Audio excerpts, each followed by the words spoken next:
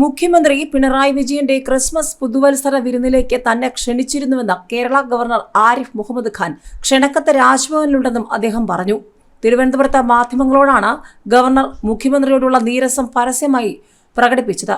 പോകാത്തത് എന്തെന്ന് മാധ്യമപ്രവർത്തകർ അന്വേഷിക്കണം. ഇത്തരം കാര്യങ്ങളിൽ മറുപടി പറയാൻ താൽപ്പര്യമില്ല. തന്നോട് ചോദിക്കുന്നത് പോലെ മുഖ്യമന്ത്രിയോടും കാര്യങ്ങൾ ചോദിക്കണമെന്നും അദ്ദേഹം ചൂണ്ടിക്കാട്ടി. BJP ടിക്കറ്റിൽ കേരളത്തിൽ നിന്ന് മത്സരിക്കണമെന്ന വൃന്ദ കാരാട്ടിന്റെ വെല്ലുവിളിക്ക് എപ്പോഴെങ്കിലും അവർ തിരഞ്ഞെടുപ്പിൽ മത്സരിച്ചിട്ടുണ്ടോ എന്ന് ഗവർണർ തിരിച്ചടിച്ചു. അതേസമയം മുഖ്യമന്ത്രിയുടെ വിരുന്നിലേക്ക് ഗവർണറെ ക്ഷണിച്ചിരുന്നില്ലെന്ന് നേരത്തെ റിപ്പോർട്ടുകളുണ്ടായിരുന്നു.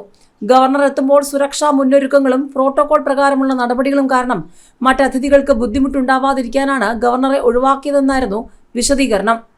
നേരത്തെ ഗവർണറുടെ വിരുന്നിലേക്ക് മുഖ്യമന്ത്രിയെയും മന്ത്രിമാരെയും ക്ഷണിച്ചിരുന്നെങ്കിലും അവർ പങ്കെടുത്തിരുന്നില്ല.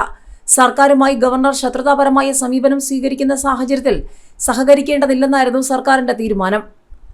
ഇതിനിടെ കേരള സർവകലാശാല VCയെ കണ്ടെത്തുന്നതിനുള്ള സെർച്ച് കമ്മിറ്റിയിലേക്ക് സർവകലാശാല പ്രതിനിധിയെ നൽകുന്നതിന് സെനറ്റ് വിളിച്ചുകൂട്ടുവാനുള്ള ഗവർണറുടെ നിർദ്ദേശം നടപ്പിലാക്കുന്നതും വൈകും. ഗവർണർ നാമനിർദ്ദേശം ചെയ്ത 4 വിദ്യാർത്ഥി പ്രതിനിധികളുടെ അംഗത്വം ഹൈക്കോടതി സ്റ്റേ ചെയ്തിരിക്കുന്ന പശ്ചാത്തലത്തിലാണ് കേസിൽ അന്തിമ വിധി വരുന്നതുവരെ സെനറ്റ് യോഗം ചേരാനാകാത്തത്. വിധി വന്നു കഴിഞ്ഞാൽ ഉടൻ സെനറ്റ് ചേർന്ന് സർവകലാശാല സെർച്ച് കമ്മിറ്റി പ്രതിനിധിയെ തിരഞ്ഞെടുക്കാനാണ് നീക്കം. ഭരണകക്ഷിയിൽപ്പെട്ട അംഗങ്ങൾ യോഗത്തിൽ പങ്കെടുത്തില്ലെങ്കിലും 25 പേരിൽ കൂടുതൽ അംഗങ്ങൾ ഉള്ളതുകൊണ്ട് യോഗം ചേരുന്നതിനുള്ള കോറം ലഭിക്കുമെന്നതുകൊണ്ട് ഇടതുപക്ഷ അംഗങ്ങൾ എതിർത്താലും സെനറ്റ് നോമിനിയെ തിരഞ്ഞെടുക്കാനാകും. കാലിക്കറ്റിലെ പോലെ BJP അംഗങ്ങൾ സെനറ്റ് യോഗത്തിൽ പങ്കെടുക്കുന്നത് തടഞ്ഞാൽ കോറം തികയാതെ യോഗം പിരിയേണ്ടതായി വരും. 2022 ഒക്ടോബർ മുതൽ കേരള സർവകലാശാലയിൽ താൽക്കാലിക VCയാണ് VCയുടെ ചുമതല വഹിക്കുന്നത്.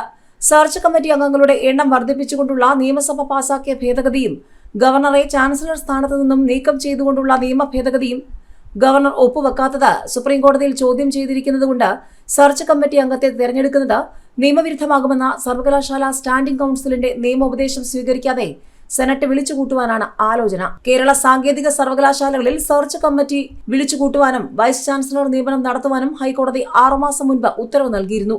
കേരളത്തിൽ 9 സർവകലാശാലകളിലും VCമാരെ നിയമിക്കണമെന്ന് ആവശ്യപ്പെട്ടുകൊണ്ടുള്ള ഹർജി ഹൈക്കോടതി ഡിവിഷൻ ബെഞ്ച് 12-ന് വാദം കേൾക്കും. അതിനിടെ എല്ലാ സർവകലാശാല VCമാരോടും അടിയന്തരമായി സെർച്ച് കമ്മിറ്റിയിലേക്കുള്ള യൂണിവേഴ്സിറ്റി പ്രതിനിധിയെ തിരഞ്ഞെടുത്ത് അറിയിക്കാൻ ഗവർണർ നിർദ്ദേശം നൽകിയിരിക്കുകയാണ്. സർവകലാശാലകൾ അവരുടെ പ്രതിനിധിയെ നിശ്ചിത സമയത്തിനുള്ളിൽ നൽകിയില്ലെങ്കിൽ UGC ചട്ടപ്രകാരം സെർച്ച് കമ്മിറ്റി രൂപീകരിച്ച് VC നിയമന നടപടികളുമായി മുന്നോട്ടു പോകാൻ ചാൻസലർ കൂടിയായ ഗവർണർക്ക് നിർദ്ദേശം നൽകണമെന്നാവശ്യപ്പെട്ടാണ് ഡോക്ടർ മേരി ജോർജ് ഹൈക്കോടതി ഡിവിഷൻ ബെഞ്ചിനെ സമീപിച്ചിട്ടുള്ളത്. കോളേജുകളിൽ ഇൻചാർജ് പ്രിൻസിപ്പൽമാരെ നിയമിക്കുന്നത് അവസാനിപ്പിച്ച് സ്ഥിരം പ്രിൻസിപ്പൽമാരെ 2 മാസത്തിനുള്ളിൽ നിയമിക്കണമെന്ന് കർശന നിർദ്ദേശം നൽകിയ കേരള സർവകലാശാലയാണ് സ്വന്തം VC നിയമന കാര്യത്തിൽ പിന്നാക്കം പോകുന്നത്.